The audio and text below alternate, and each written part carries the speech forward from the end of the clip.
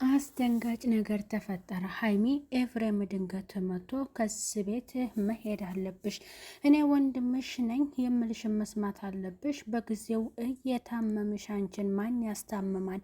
አሁን ብሩክ ሳይመጣ ከዚህ ቤት መውጣት አለብን ብሎ ቢነግራትም ጓዜን ሳሊዝ አልወጣም። እንደገና ደግሞ ብሩኬ ሲሰማ ሌላ ከባድ ነገር ጸብ ነው የሚፈጠረው፣ ኤፍሬም ይቅርብን ብላ ብትነግረውም ኤፍሬም ደግሞ ፈጽሞ ሊሆን አይችልም፣ እኔ ወንድምሽ ነኝ፣ ስትጎጅ ማየት አልፈልግም፣ አሁን መሄድ አለብን ብሎ ከቤት ይዟት ወጥቷል። ሰላም ጤና ይስጥልኝ ውድ እየተከበራችሁ የቻናሌ ተከታዮች ቤተሰብ በሙሉ በያላችሁበት ዓለም ዳርቻ ሰላማችሁ ብዛላይ። ለቻናሉ አዲስ ናችሁ ቤተሰብ የሆናችሁ ቪዲዮ ላይክ እና ሼር በማድረግ እስከ መጨረሻው ተከታተሉ ትላለሁ።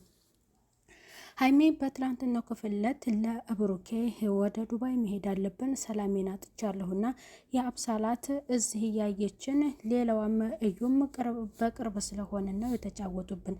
ለሁለታችን ደህንነት ሲባል ከሀገር ወጥተን ጥሩ ህይወት መኖር አለብን። የዱባይ ጉዞውን አሁን ተስማምቻለሁ፣ አብረን እንሄድ ስትለው ዘግይተሻል፣ አሁን ያ ነገር ደግሞ ቀርቷል፣ ሀሳቤን ቀይሬያለሁ ብሎ ቢነግራትም እንደዚያ መሆን የለበትም፣ እኔ መታመም አልፈልግም፣ መሄድ አለብኝ ብላ ለብሩክ ነግረው ነበረ። ብሩኬም ራስሽን በራስሽ ነው አንቺ የምትጎጁ፣ ለምንድን ነው በቃ አንቺ ወደ አንቺ ህይወት የማይመጡ ሰዎችን እኔ ተናግሬያለሁ፣ ምንድን ነው አንቺስ እንደዚህ ለትንሽ ለትልቁ ነገር ጓ የምትዩ ቢቀርብሽ ይሻላል ብሎ ለሀይሚ ነግሯታል። በዛሬው ክፍለት ደግሞ ኤፍሬም እንደሚመጣ ነግሯታል። እሷም ካሜራዋን አዘጋጅታ ኤፍሬምን ለመቀበል የቤት የተሰናዳች ነበር። ኤፍሬም መጣ። ያለችበትን ሁኔታ ሀያት ደብሯታል። እንደታመመችም ነግሯለች።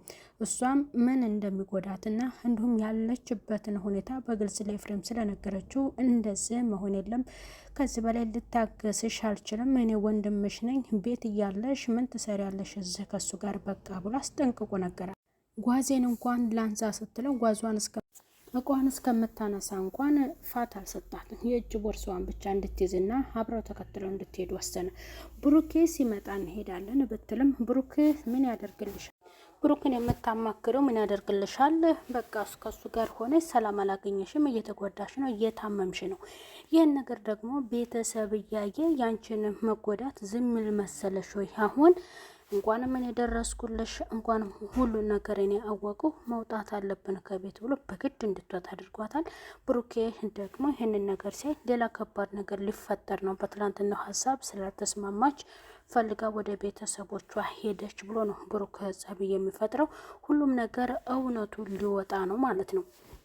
ኤፍሬም በድንገት ነው የመጣውም ሊጠይቃት ነበረ፣ ግን ያለችበትን ሁኔታና እሷን ሲያት ደግሞ እሱን የምትጠብቂበት እንደገና ብሩክን የምትጠብቂበት አንዳች ምክንያት የለም። አሁን አንቺን ከዚህ ቤት ብቻ ይዤሽ ልውጣ፣ እቃሽን እኔ ተመልሼ ነው የምወስድልሽ፣ ምንም የምታነሹ እቃ የላትም ብሎ ኤፍሬም ነግሯታል። ኤፍሬምም ወስኖ እጇን ጨብጧት በፍጥነት ነው ከዛ ቤት እንድትወጣ ያደረገው። እሷም ደግሞ በውሳኔው በጣም ደንግጣለች።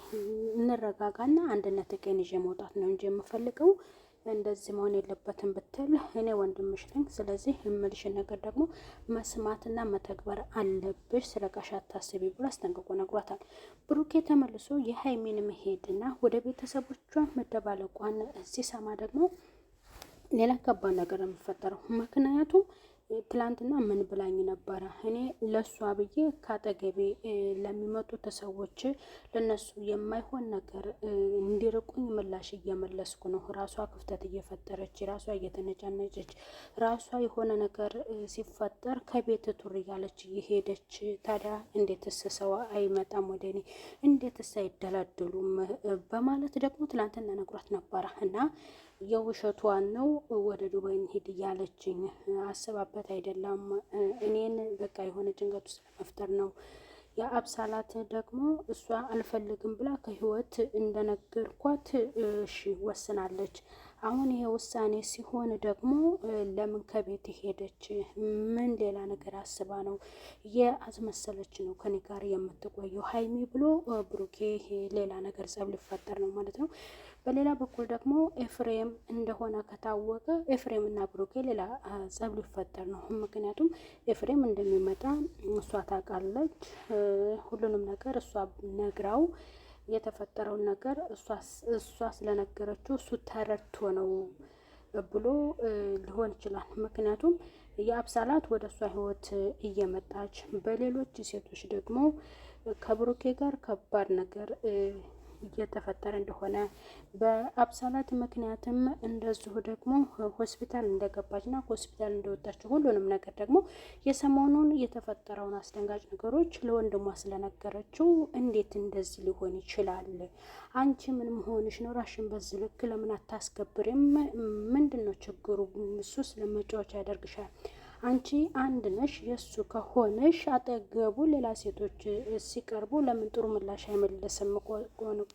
ቆፍጠን ያለ ምላሽ በሚል በዛ ምክንያት ደግሞ ኤፍሬም እንግዲህ ሁሉንም ነገር ስለተረዳ ወንድም ስለሆነ የወንድምነቱን ልወጣ ከዛ ጭንቀት ውስጥ ከሆነ ህመም ውስጥ ከሆነ ሰላም ከነሳትና እሷ ምቾት የሌለበት ህይወት ውስጥ ከሆነ ያለችው እህቴ እየተጎዳችና እየታመመች ምን ትሰራለች እዚህ ጋር?